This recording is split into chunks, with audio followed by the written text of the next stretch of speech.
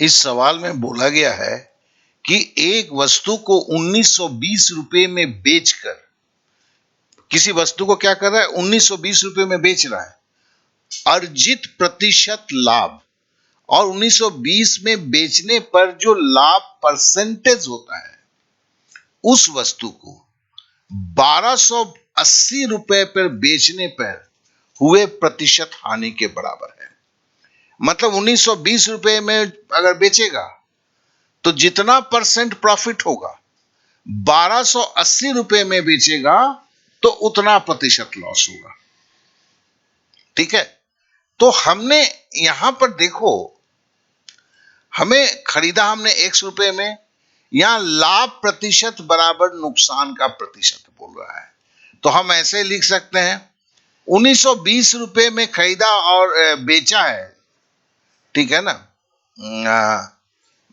लाभ जो हुआ X परसेंटेज है, ये बराबर जो है X, ये क्या है, ये क्या है, 1920 माइनस X, ये लाभ है, ठीक है ना, और ये बेचने वाला क्या है, बेचने वाले में हानि हुई है दूसरे में, मतलब खरीद भाव से 1280 घटेगा, ठीक है ना, और दोनों में चूंकि बटे X होगा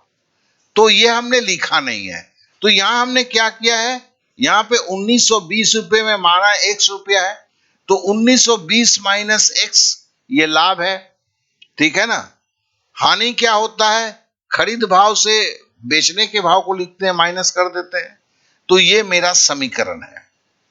तो इसे समझना होगा, यहां पे इस शर्त से आया है 1920 रुपए में बेचकर अर्जित लाभ,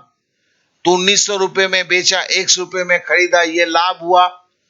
ये 1280 रुपए में बेचने पर लॉस के बराबर है, तो X रुपए में खरीदा माइनस 1280, इसे आपको समझना है, इसे आपको 2-3 बार लिखना है, यही यहां पर बाद में अगर भूल जाएंगे क्या करना है तो यहां पर आपकी गाड़ी अटक जाएगी। बस, अब समीकरण है, पक्षांतर आपने पढ़ा ही है, तो 1280 को हम इधर ले जाते हैं,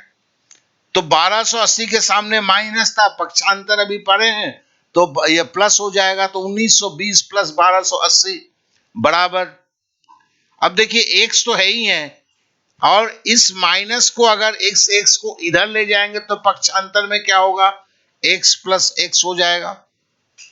अब देखिए 1920 और 1280 को जोड़ेंगे तो 3200 होगा, X और X को जोड़ेंगे तो 2X होगा,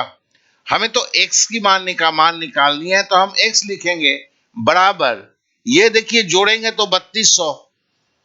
और X जोड़ के 2 था, ये इधर ले जाएंगे तो बटे 2 हो जाएगा, और 2 से 3200 को काटेंगे तो 1600 रुपए आ जाएंगे, तो मतलब वो 1600 रुपए में खरीदा था। अब बोलता है कि 25% लाभ कमाने के लिए वस्तु को किस कीमत पर बेचा जाना चाहिए, खरीदा कितना है, 1600 में, तो 125% लाभ मतलब 100 रुपए का माल 125 में है, तो बोला है कि अब 1600 रुपए में खरीदा गया है, तो बेचे जाने की भाव क्या होनी चाहिए, तो बेचे जाने के भाव बराबर क्या होगा, 1600 गुने 125 बटे 100,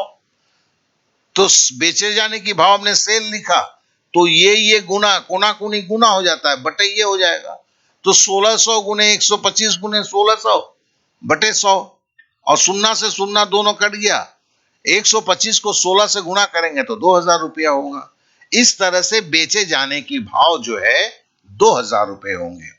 तो आशा करता हूं कि आप जरा इस पे ध्यान देंगे, अदरवाइज तो कुछ भी नहीं है,